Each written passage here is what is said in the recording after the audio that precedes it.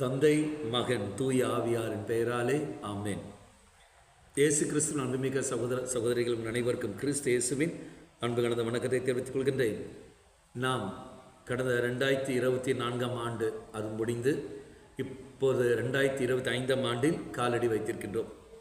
இப்போ கடந்த ஆண்டில் பலவிதமான நல்ல அனுபவத்துடனும் பலவிதமான கசப்பான அனுபவத்துடனும் வாழ்ந்திருப்போம். எப்படி இருந்த போதிலும் தெய்வம் இதோ நம்மை வழிநடத்தி வந்திருக்கின்றார். அந்த கடவுளுக்கு எல்லா காரியத்துக்கும் நாம் நன்றி சொல்லுவோம். என்ன நேர்ந்தாலும் நன்றி சொல்லுங்கள் என்று தெசலோனிக்கர் திருமுகத்தில் வாசிக்கின்றோம். அப்போ நான் இறைவனுக்கு நன்றி சொல்வோம். அப்போ இந்த ஆண்டில் உங்களுக்காக விசேஷமாக இதோ நாங்கள் வேண்டுகின்றோம்.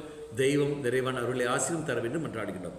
அதற்கு எண்ணிக்கை புஸ்தகம் 6ஆம் அதிகாரம் 24, 25, 26 வாக்கியங்களில் இந்த வார்த்தைகளின்படி 24ஆம் வாக்கியம், ஆண்டவர் உனக்கு ஆசி வழங்கி உன்னை காப்பாராக.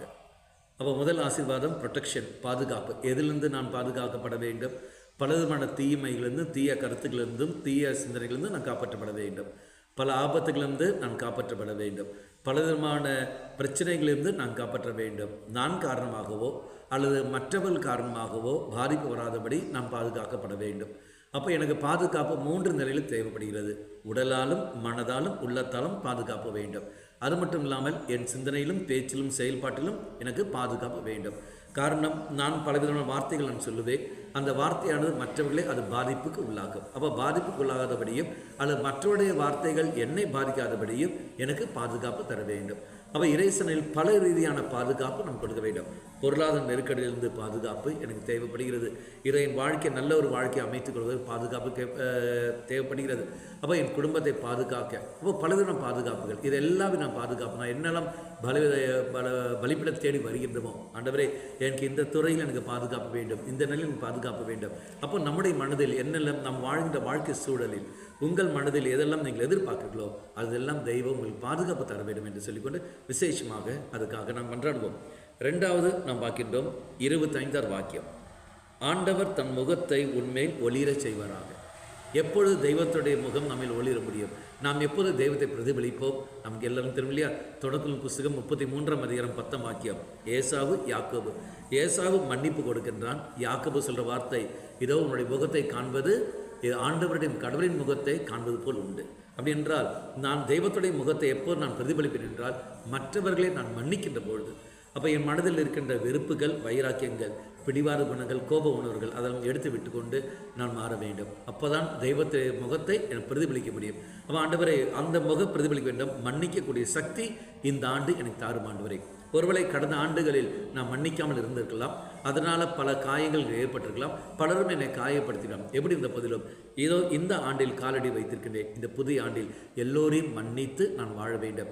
மன்னிக்கூடிய கிருபை எனக்கு தாரும் ஆண்டவரை சொல்லிக்கொண்டு மன்றாடுவோம். அதற்கான ஆசீரும் தெய்வம் நமக்கு தரட்டும். அப்போ நீ நானும் யாரை பிரதிபலிப்போம்? தெய்வத்தை நாம் பிரதிபலிப்போம். அதே 3வது ஆசீர்வாதம் 25ஆம் வாக்கியத்திலே, உம்மீது தெய்வம் அருள் பொழிவாராக. இறைவனுடைய கிருபை இல்லை என்றால் நம்மளால் எதுவும் செய்ய முடியாது. நம் நடப்பதும் ஓடுவதும் நாம் செய்வது எல்லாமே தெய்வத்துடைய கிருபையால் தன் வழியே வருவதில்லை. எனக்கு தந்திருப்பட தானங்கள், தெய்வம் தந்த தானங்கள், நம்முடைய திறமை, நம்முடைய ஆரோக்கியம், நம்முடைய படிப்பு, நம்முடைய வேலைகள், நம்முடைய குடும்பம், நம்முடைய பிள்ளைகள், நாம் செய்கிற பிஸ்னஸ், நாம் செய்கிற தொழில்கள், இது எல்லாமே தெய்வம் நமக்கு தந்த தானங்கள். நம்முடைய சிந்தனைகள் தெய்வம் தந்தது, நம்முடைய ஞாபக சக்தி தெய்வம் தந்தது. அப்போ அந்த இறைவனுடைய அருள் இல்லாமல் எதுவும் நம்மிடத்தில் இல்லை. நான் தான் செய்திருக்கின்றேன். அப்போ நமக்கு இந்த ஆண்டில், கடந்த ஆண்டில் அகங்காரத்தோடு நடந்துக்கலாம். என்னுடைய திறமையினால் தான் இதெல்லாம் வந்தது, நான் கஷ்டப்பட்டு உழைத்தேன், அதனால் தான் இது கிடைத்தது என்ற எண்ணத்தில் நாம் போயிருக்கலாம். ஆனால் இந்த ஆண்டில் ஆண்டவரே அது தவறு நான் உணர்கின்றேன்.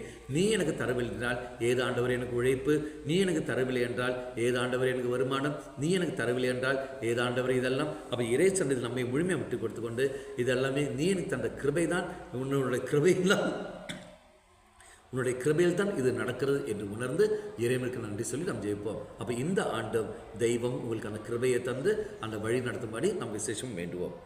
4வது நாம் பார்க்கின்றோம், ஆண்டவர் தம் திருமுகத்தை உன் பக்கம் திருப்புவாராக.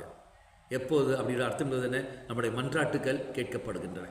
நாம் பார்க்கின்றோம், இங்கு கடந்த ஆண்டில் ஆண்டவரை நான் ஜெபித்தேன், நீயும் தந்தாய், பலவற்றை நான் கேட்டேன், பலிப்படத்தில் ஒப்பு கொடுத்து நான் கேட்டேன், நீ அத்தனையும் தந்தாய்.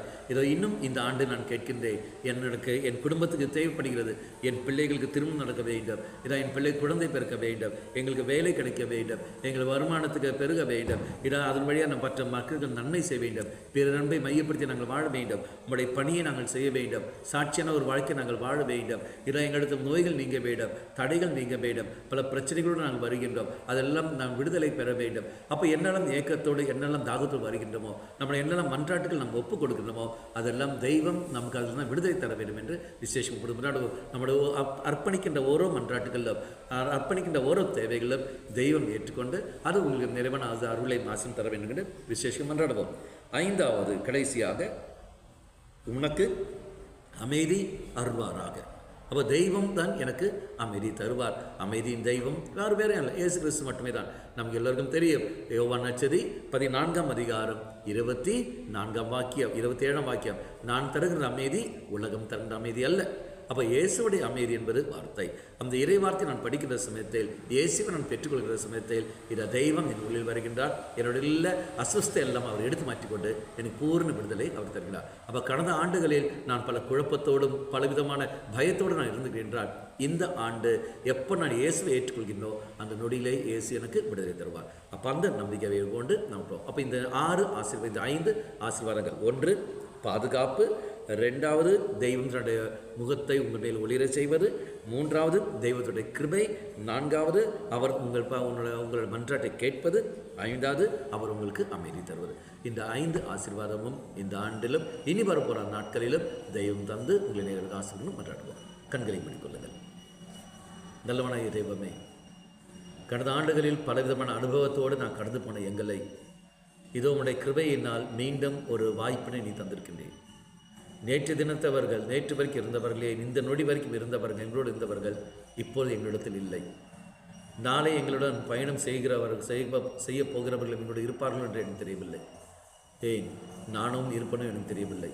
இருந்த போதிலும் நீ எனக்கு தந்த இந்த அரிய வாய்ப்பு, இந்த வாய்ப்பை நாங்கள் தக்க வைத்துக் கொண்டு இந்த ஆண்டில் இதுவரைக்கும் நாங்கள் வாழாத ஒரு சாட்சியான வாழ்க்கை உமக்கு நாங்கள் வாழ ஆசைப்படுகின்றோம்.